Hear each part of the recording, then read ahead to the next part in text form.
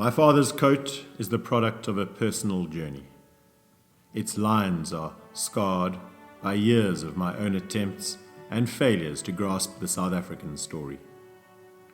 For our history is complex and nuanced.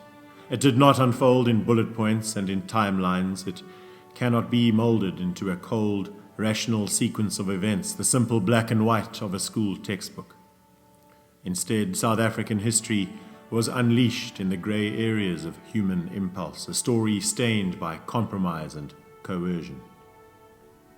But our grey is not the dull, damp hue which can choke a Cape winter. Instead, this grey carries all the depth and contrast of a Highveld thunderstorm, power and energy.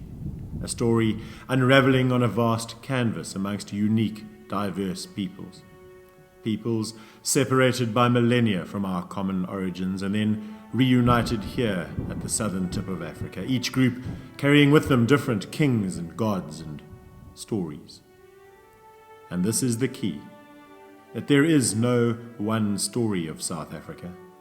Instead, there are many, often rigid, overlapping and very often incompatible and contradictory, stories which have been built not by logic as we like to imagine, but rather by our powerful human instincts for loyalty and pride and faith.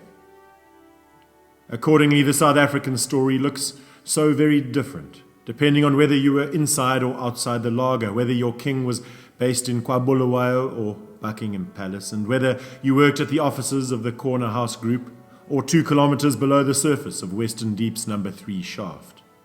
Indeed, over many frustrating years, my own attempts to wrestle these contrasting narratives into a single, emotionless story were proving fruitless. It was only when I began instead to embrace those discomforting human elements of our story that it burst into life. For those people on the ground carried with them the views of both their own people and their time, raw and unapologetic. And it was in playing off these biases against one another in contrast and balance that I felt those elusive puzzle pieces of the South African story beginning finally, almost magically, to fall into place.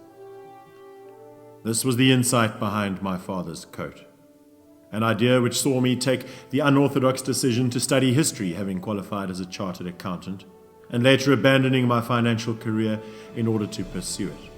The idea that there was a better way to explore the South African story, that our traumatic history, so long a tool of hatred and division, could in fact be a powerful, as yet untapped source of healing and unity. The idea that by telling our story through carefully selected characters, both revered and despised, overlapping but from different sides and through different eras, could allow South Africans to discover unexpected human connections. Moments of empathy on different, perhaps unlikely sides of a story which so many of us, including myself, have long viewed from the comfort of our own tribe. I believe my father's coat to be a rational force for hope and unity in the midst of a period of fracture within South Africa and around the world.